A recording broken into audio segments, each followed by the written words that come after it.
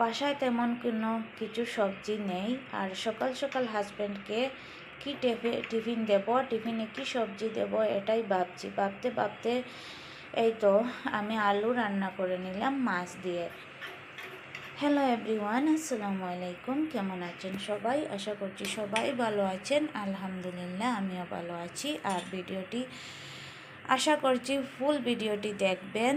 আর ভিডিওটি দেখা শুরু করতেই একটি লাইক দিয়ে দেখা শুরু করবেন। আর মাসের শেষের দিক হলে তো অনেকটাই অসুবিধা, অনেকটাই প্রবলেম হয়ে যায়। তো কথা না বাড়িয়ে চলে যাব রেসিপিতে।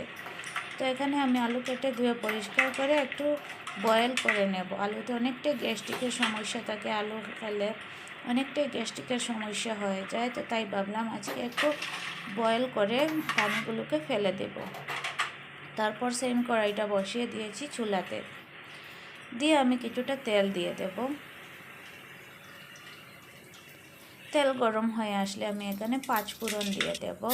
5 ফোড়ন দিয়ে রসুন দিয়েছি, রসুন দিয়ে আমি পেঁয়াজ কুচি দিয়ে দেব। পেঁয়াজ কুচি দিয়ে আমি সুন্দর করে কিছুক্ষণ ভালো করে নাড়াচাড়া করে হালকা বাদামি কালার করে নেব পেঁয়াজ আর রসুনগুলোকে। আমি কিন্তু আস্ত রসুন ব্যবহার করেছি। তারপর একদম সিম্পল মশলা দেব, মরিচের গুঁড়া, হলুদের গুঁড়া আর জিরে গুঁড়া দিয়ে আমি মশলাগুলোকে সামান্য পানি দিয়ে সুন্দর করে কষিয়ে নেব।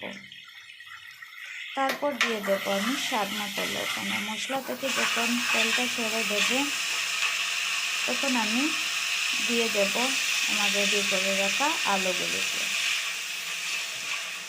তো আলুগুলোকে দিয়ে আমি সুন্দর করে মশলার সাথে কিছুক্ষণ সময় নিয়ে নাড়াচাড়া করে নেব। এই তো দেখতেই পারছেন, যতক্ষণ পর্যন্ত আলুর ভেতরে মশলাগুলো না ঢুকে ততক্ষণ পর্যন্ত আমি নাড়াচাড়া করতেই থাকবো। অনেক সময় নিয়ে আমি আলুগুলোকে নাড়াচাড়া করেছি আর মশলাগুলো প্রায় ভেতরে ঢুকেই গিয়েছে আলুর। তারপর এখানে আমি দিয়ে দিয়েছি পরিমাণ মতো জল। পরিমাণ মতো জল দিয়ে আমি ভাজা করে রেখেছিলাম মাছ, আমি কিন্তু রাতেই ভাজা করে রেখেছিলাম, তো সেগুলোকে দিয়ে দেব।